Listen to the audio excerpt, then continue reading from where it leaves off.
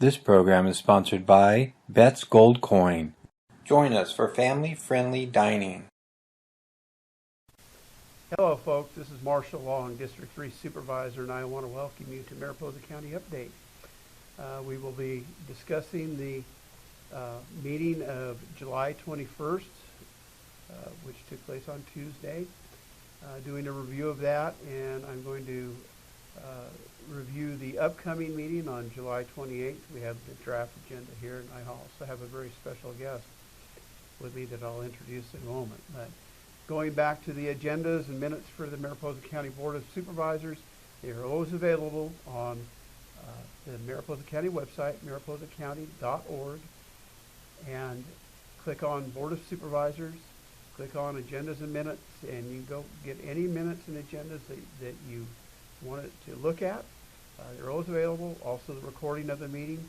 But this, our update, takes that and condenses it and gives you the information from the meeting, and it makes it more accessible for you and hopefully more fun because we get to have wonderful guests like we have today. So we'll get down to the agenda, what happened yesterday. It was a fairly short meeting yesterday, not a lot of action. There was quite a few items on the consent agenda. One of the highlights was the approval of a submission for a grant from PG&E for $5,500 to be used by the Community Development Grant Coordinator. PG&E has been very good to Mariposa County with grants. Some of the things that these grants have been used for is for the courthouse, the tennis courts at the Mariposa County Park, and for fire safety. One of the more important things that actually happened at the last meeting was the adoption of a resolution for county employer relations policy. This is a policy that's been in place since 1990. It needed to be updated because it was out of sync with state law, so that had to be taken care of. And probably the most important thing on the consent agenda was to approve an extra help job classification for the position of Deputy Director of Public Works at the hourly rate of $55 an hour, and approve a job description for the position of Deputy Director of Public Works. And the reason for that is that we've had quite a bit of turnover at Public Works. We've had folks that have retired, and our new Public Works Director just needs some help in that upper management to get his planning done and get the Public Works Department heading in the right direction. We did have a number of items in closed session. We did meet with our labor negotiator, and that was for the Sheriff's Management Association, Deputy Sheriff's Association, Service Employees International Union, and for the Mariposa County Managerial and Confidential Organizations as we begin preparing for labor negotiations with our employee organizations that represent them. That is what the basic things that happened at the meeting on Tuesday. Coming up, again, it's a fairly short agenda on the 28th. We are going to receive an update on the CDAA dry well program. Mariposa County has entered into a contract with the state of California and to provide folks help with your dry wells. If your well has gone dry, call County Environmental Health. They can help you. They will come out, they'll assess the situation, they'll set a tank if you need be. We'll haul in water if necessary. If you have a well that's not performing well, again, give us a call because we can get you that tank and give you the storage necessary. We're going to be looking at fee structures on County Service Area number 1, and that is in Lake Don Pedro. And approve an exchange of $161,000 in connection with mitigation air quality improvement. That is a swap of funds, but and also be looking at for us to road bridges and Crane Creek Bridge on Forest Road. Those are important things. So those are things that are coming up. Again, the draft, this is the draft agenda. It will be available online on Friday for your review. And again, I always hope that you will either come to the meetings and participate or at least listen to the recordings of the meetings. They are live. If you have Silverlight, you're welcome to download that onto your computer. And please get involved with your county government. This is where the rubber meets the road. This is where we provide the services to you folks out there. Some funds just come right through us and go to folks, but you know, we do repair the roads, we do take care of the courthouse, we do all those things. You know, the sheriff's department, we fund them. We make sure you're safe, make sure that you're able to enjoy your life here in Mariposa County. Well, that's enough for the agendas. My guest, I want to introduce him today, Steve Johnson. Steve, welcome to Mariposa County Update. Thank you for Marshall. coming. I appreciate it. You're welcome. Steve is our Human Resources Risk Management Director. You've been here 4 months or 5? About 4.5. March 2nd is when I started. Yes. Yeah. And where did you come from, Steve? Well, I actually came from the city of Dixon, small farming community, not too far from Sacramento. About 18,000 folks who live there, so worked there for quite some time and really enjoyed it. A lot of similarities between Dixon and Mariposa, believe it or not, even though they're in very different locations. Sure. Yeah, very rural, very rural. Very farming community in Dixon. Yes. Yeah. And good people. Yeah. Very, very good folks. Yes. Tell me, you've been other places also. Katati? Well, I've had over my career, Marshall, I've worked for 27 years for several agencies. You know, I worked for a couple of cities and one special district. So I will tell you, I've enjoyed working in the public sector. To me, it really is a privilege to provide service. It's something that I grew up with in my family. My dad was a community college teacher in Merced. And my brother also worked for a number of years for the public sector, so just kind of part of my family upbringing, but it's something I really appreciate and I enjoy doing. Yeah, and well, I tell you, we're glad you're here because I appreciate that. You have effectively dealt with many issues that have been, well, swept under the rug or just not taken care of. I know that our employees are our greatest asset. And you are that liaison with the employees as human resources director. Tell us some of the things that you've managed to accomplish while you have been here. Well, I appreciate that. So I very much appreciate the support I've gotten from you and the Board of Supervisors, the other department heads we've had. So in my short tenure, it's been about 4.5 months. We've already started to make some progress, I would call it, in the areas that we're working on. One of the important ones is safety. Right. And so what we're working on, and continue to work on, is to build what I call a culture of safety within the county. And that means the employees who work for us, one of the focuses we've had, as we've talked about, is making sure that employees who work for us go home safely. Yes. And go home to their families safely, and that's important. But also building that safety for the employees that work with the community to make sure that what we do with the community is also safe. So we're making, I think, a lot of progress in that area, and I'm very happy about that. So that's certainly one area we've made good progress on. You'd mentioned a couple of the items on the last board agenda. We are trying to modernize, I think, our human resources function. In the old days, that function used to be called personnel. And now in the last few years, now it's called human resources, really the same function. Those duties haven't changed really, even though the title has changed. But a lot of what we're trying to do is modernize things, bring us as a county up to legal compliance with some of the policies and things that we need to comply with so that our employees know, and as well as you and the department heads, that we're doing the right things on our policies, and so we're updating those. I've had the privilege to meet with all of our department heads. It's a good group of folks. I've met with a number of citizens in the community.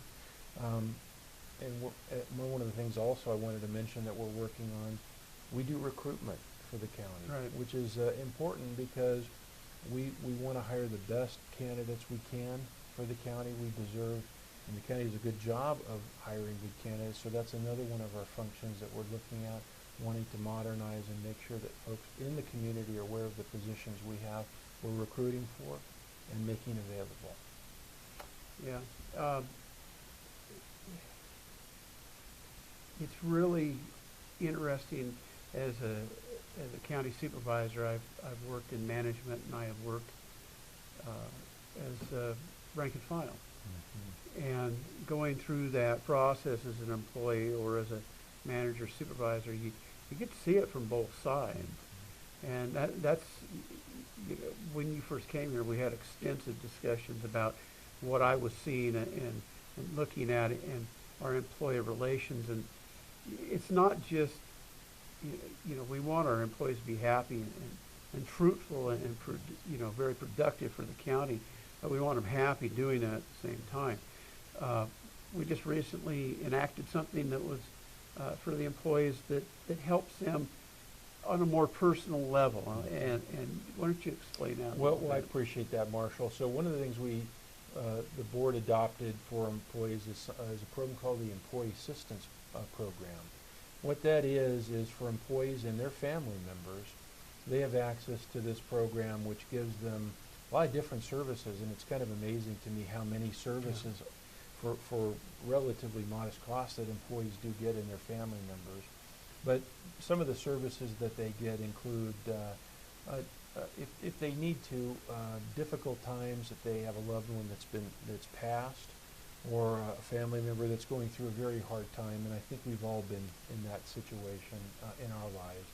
It gives those folks a chance to talk to someone confidentially and work through those issues privately. And I think really the expectation and the hope there is as the employee works through that, because we're all human beings. Yes. We're not robots. And so the issues that we go through in our personal lives many times affect our work lives. Yeah. And when you lose a loved one or a family member is going through a real traumatic time, that can be difficult. So part of that service is talking to someone confidentially about that. But we have some other wonderful services that come along with that. Yeah. So in addition to the services to talk confidentially, we also provide a service where if people need help with financial counseling on budgeting. That's a service that comes out of that. We have a service for what is commonly called wellness. And I think really what wellness is, it's just an opportunity to talk to someone about how am I doing or how are my family members doing with their health. Sometimes people need help with that, and that can be very helpful and important to them. So that's another service that's provided.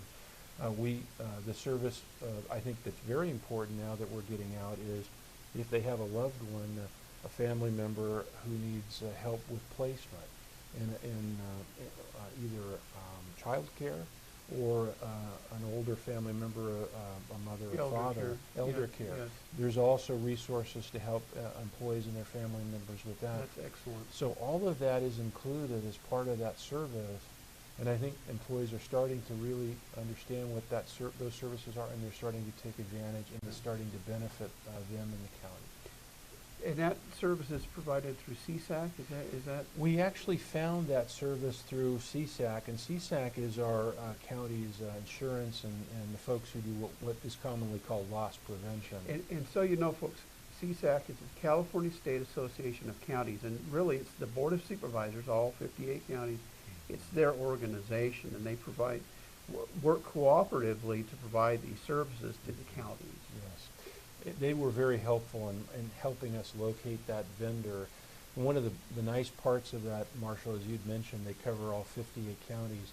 They bring to us, our county, along with the other counties they work with, that volume purchasing ability. Right. So when they bring a vendor to us, they've gone through the selection process, and typically, because the service is provided to a number of counties, the cost is far less than if the county went out and tried to bring that service in on our own. So we've really benefited from their service, and they've been wonderful in helping us start to implement that service. We appreciate what they do for us.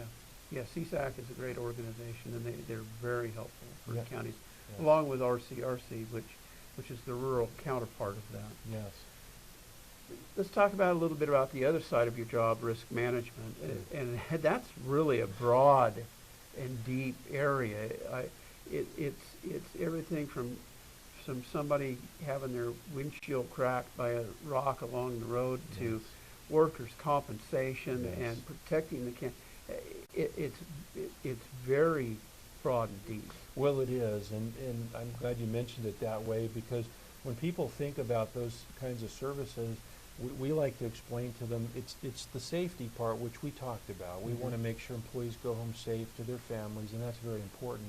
But as you said, it's also if unfortunately somebody who's working with the county, there's a problem that occurs, there's some damage to a vehicle or whatnot, there's a process for working through that. Right. And so we also help with that process.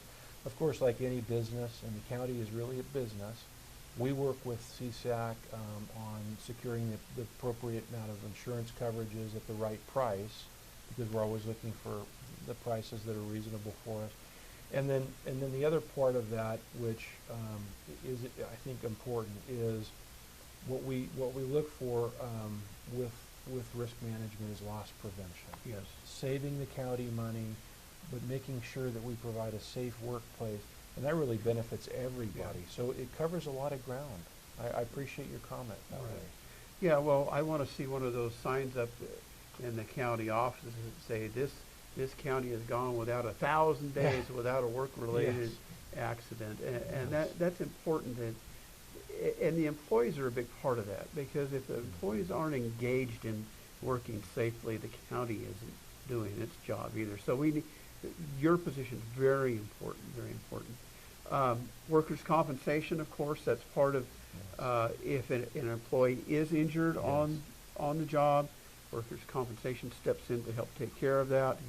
I know that we've had 2 or 3 long-term cases that you've recently working with our vendor in that regard to help clear those cases up, so that, because that's a drag on departments, isn't it? Well, it is. It really is, and I think the way to look at that is that it's difficult for departments as the employee leaves, that work doesn't leave, so they have to figure out ways to do the work even as the employee is out healing. Right. They don't hope to be injured, but they are.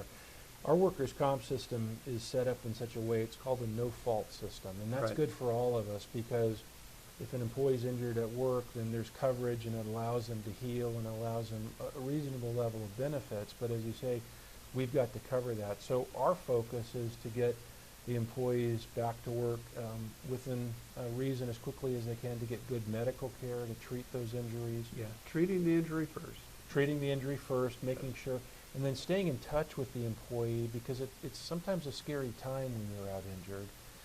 Again, no fault of the employees. They get injured, they've done a good job for us, but they're out. So we stay in touch with the employee.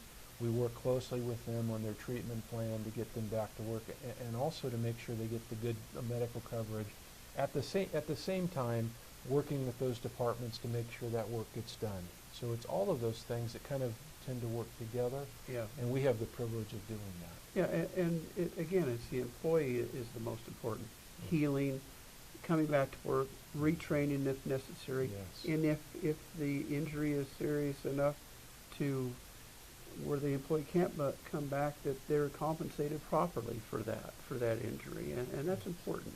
It is important, because we respect the service that employees have provided to the county. Again, many of these folks, these injuries, they're not planned. They don't want to be injured.